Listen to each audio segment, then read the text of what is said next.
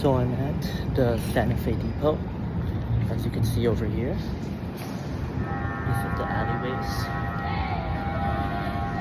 And I just took the station to take the MTS trolley, which is what this is used by today. But I bet you didn't know that this station used to be used by the general public. It was built in 1915 and it consists of Spanish colonial revival architecture.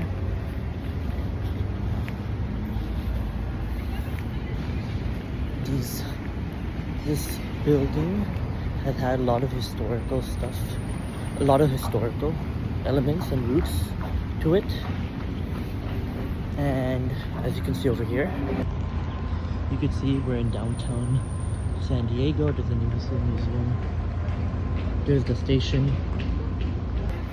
And right now we're just walking to Little Italy. But I just wanted to let you know that there is a pretty rich, pretty big history of San Diego in terms of its cultural development. You can see the coaster train over there. Inside the station, it has its old architecture still active. In the past, there used to be waiting rooms for both men and women. Typically, the men's rooms were for smoking, and the women's were just regular lounges. Of course, they're not used today now since it's shared lounge, but they kept it to show how the station used to look, and also to add to its Spanish heritage, as San Diego used to be colonized by the Spanish. Right now, we're currently walking on which street? We are walking on some street. Kettner Boulevard. Yeah, we're on Kettner Boulevard. And we are just exploring this area. You can see there's like a sapphire tower. There's a bunch of stores here. So you could see how this area has developed historically ever since 1915. Like I was saying, this station was built in 1915, of course, but it was used by workers, and it used to connect to other railroads across the United States.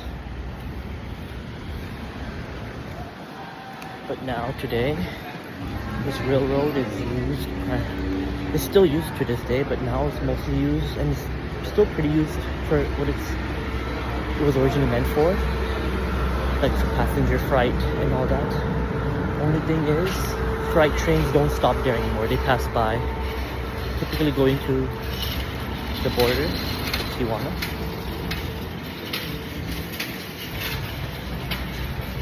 So this station is used for the MTS trolley, which is San Diego's public transport, and it is used by the green and blue lines, which share that station. The blue line is a trolley line that stops and ends between UTC and San Ysidro, which is the area where people go to cross the border between San Diego to Tijuana in Mexico. And the green line between the intersection of 12th and Imperial. As you can see the coaster train coming through there, but between 12th and Imperial and the city of El Cajon. Now, originally, this city it used to go all the way to the city of Santee until late 2024, when they built the copper lines between El Cajon and Santee. Meaning, to get all the way to Santee,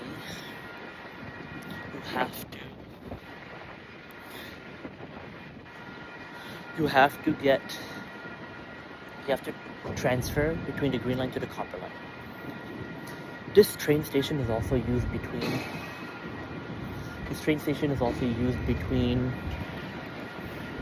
the coaster train, which operates between North County and San Diego, ending in Oceanside Transit Center, and the Amtrak train known as the Pacific Surfliner, which starts and ends between LA Union Station and Santa Fe Depot.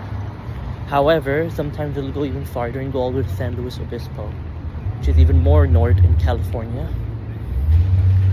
I personally use that station to get back home to see my parents. Whenever I go to meet my family, that's where I go.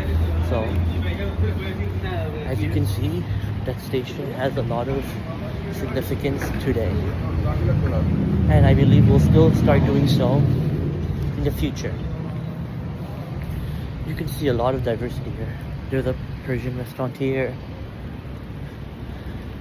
There's even a yoga place. I even see there's also an Ethiopian area here. So you could tell this area has a significant cultural impact than just Spanish. Of course, the most popular impact here would be Mexican influence, which you get really nice Mexican restaurants in this nice downtown area and all throughout San Diego.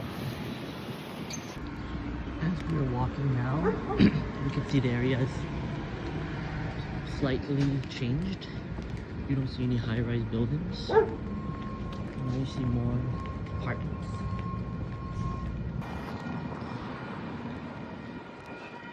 There is the City Hall of San Diego, which is also the county seat building.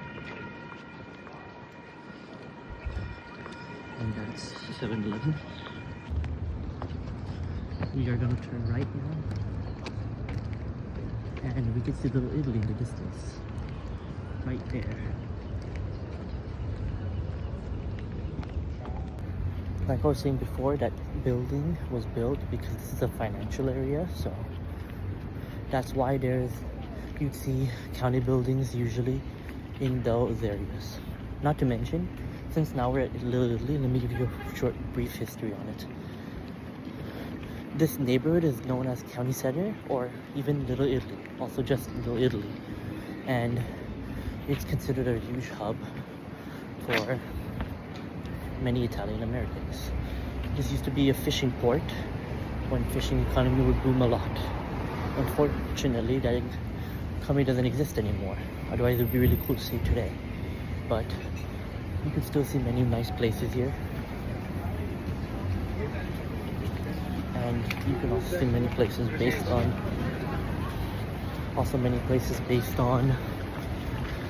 the heritage and learn more about this area.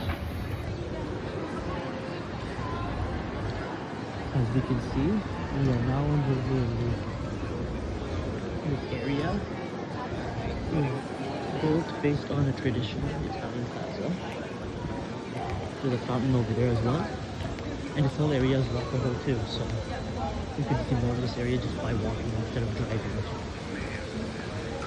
This area has a lot of cultural markers, a lot of restaurants, and yeah, you know, a lot of stuff here. Typically we live here and see this area every day, making it an ideal place to live if you like Italian restaurants and enjoying good food here. To finish off the video, this area is known as the Piazza della Famiglia, which is an Italian name for plaza. And yeah, this is just a short summary saying that in just a small amount of distance, you could tell how much the city can rapidly change.